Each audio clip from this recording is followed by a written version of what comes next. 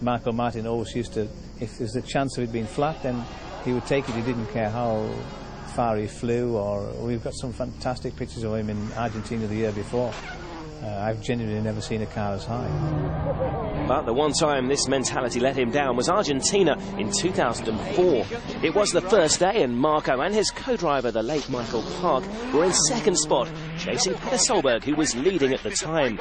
After recent poor results, they needed a decent finish to keep their title challenge alive, but in stage 5, all hopes came to a swift and brutal end. This is our number 2.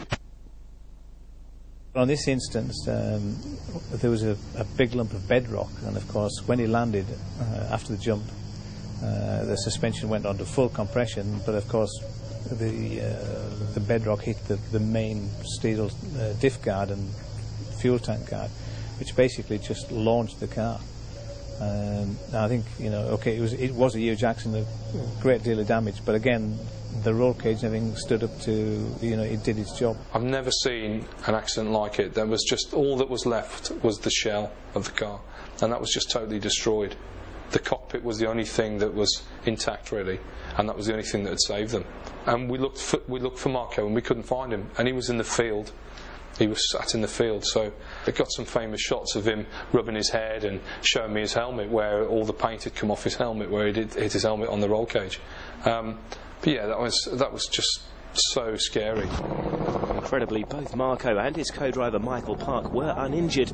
Marco, though, was taken to hospital for checks, leaving a dazed co-driver to try and explain what went wrong. I have absolutely no idea what's happened. We were coming flat out up this hill, and there was a small jump here. But it's kicked the back end of the car up unbelievably, and we've landed on the roof and gone end over end, and I don't know where I am at the minute. Basically, they got the note wrong. There was nothing that they actually did wrong, other than they'd marked it in their notes wrong, that they'd marked it as a flat crest. They just thought, you know, that they would get a bit of air and land the other side and carry on. So, and I think just before takeoff they realised that, you know, they shouldn't be in 6th gear and flat. They should probably be, you know, in 4th or something like that, and it, you know, it just flipped. Let's have a look at what caused the crash in a bit more detail.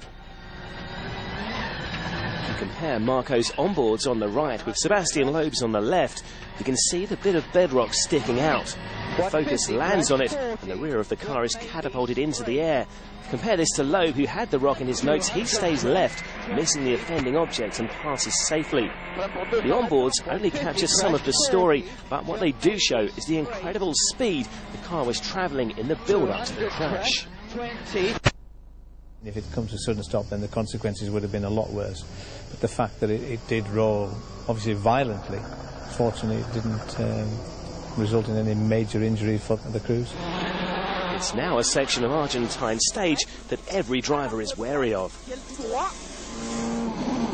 I think it's written in everybody's pace notes. I mean, certainly our guys were reminded of it this year because it was used the same direction this year as when Marco had his accident. Welcome back to Top 10 Spectacular Crashes, where we've already counted down an impressive top 9. So before we get to the ultimate crash as voted by fans around the world, just a little reminder of the 9 that came before. At number 10, Guy Wilkes and the Spanish Tree. At number 9, Colin McRae and the Corsican Ravine. At number 8, Andreas Mikkelsen and a Welsh hay bale. At number 7, Colin McRae again on the edge in Wales. At number 6, Francois Delacour and the Australian Trees. At number 5, Florian Nigel and the Advertising Banner. At number 4, Martin Prokop and the Portuguese Rock. At number 3, Peter Solberg and those German Hinkelsteins. And at number 2, Marco Martin and the Argentine Jump.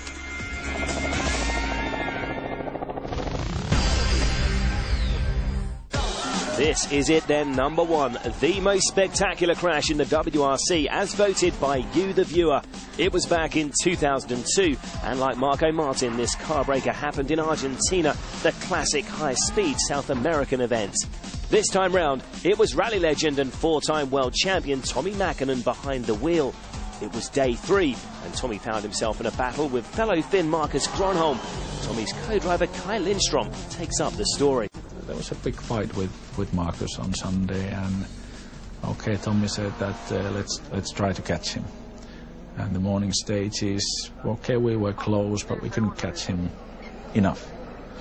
And then he just said when we started the stage, no, I'm going to push, and I'm going to catch him.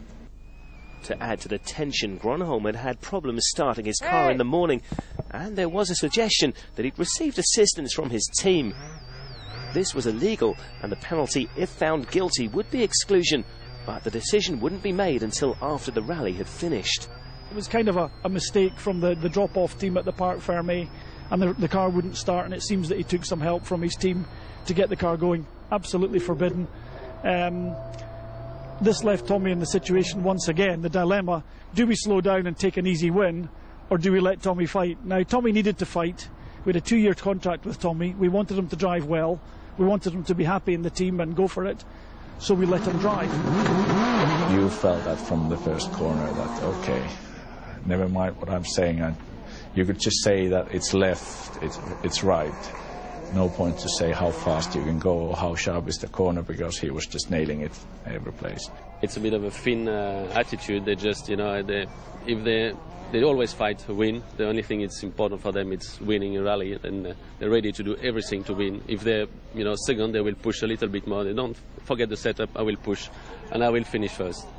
Sometimes they just get crazy and they don't listen to nobody. They're like this. Marcus and Tommi were completely crazy for that. I don't know more. I don't know all the Finnish driver, but these two were known for listen nothing and just driving flat out and wanted to win. That's it. We had a midpoint for that stage. At the midpoint, Tommi was something like 15 seconds in front of Marcus. He'd achieved what he needed to.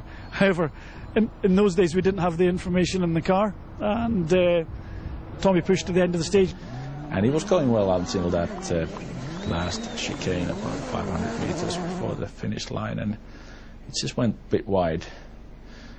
And it's a funny feeling if somebody would have just lifted the rear of the car, and you felt that, okay, now it starts, and then just, okay, the car is rolling, so only thing you think is just stop. And well, it was a big accident.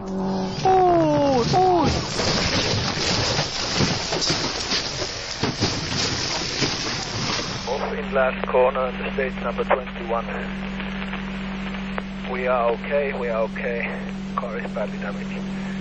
Last corner in 21.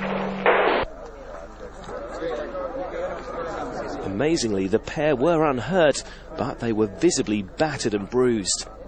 It was very, very big off. It was one of the biggest. We just hit the bank, rear wheel to the bank, and it just poof. It was the braking. It just gets a little bit sliding too much, and we hit the bank, rear wheel, and boom. And once again, the images from this incredibly spectacular crash, our number 1, are remembered vividly by the rest of the rally world.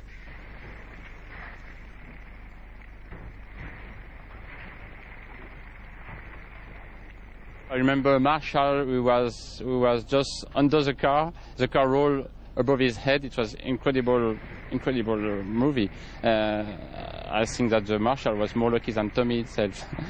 When you look at Tommi's crash in Argentina, when he's rolling over that guy, I think it's just his lucky day. And the guy was, like Tommi and Kai, they were quite dizzy, But it was very spectacular, very spectacular. It was a tough accident. Probably one of the biggest, because it went on about 70 or 80 meters, but it was significant because there were 3 very big impacts. The first initial impact was quite hard, put the car up into a 3-roll spin before it landed, and then the 2 subsequent impacts were both quite hard. Only the last impact was gentle. The car landed and just rolled.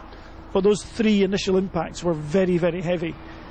give the crew a good shaking up. I am doing a lot of mountain biking when I am in Argentina, and we were with friends mountain biking there 3-4 years after this accident, and it was still blue pieces on the ground, you know. Unbelievable. He left the car in thousands of pieces, yes. So there you go, 10 of the most spectacular crashes the WRC has ever seen. They may have been massive, but one of the most amazing things about them is that everyone walked away.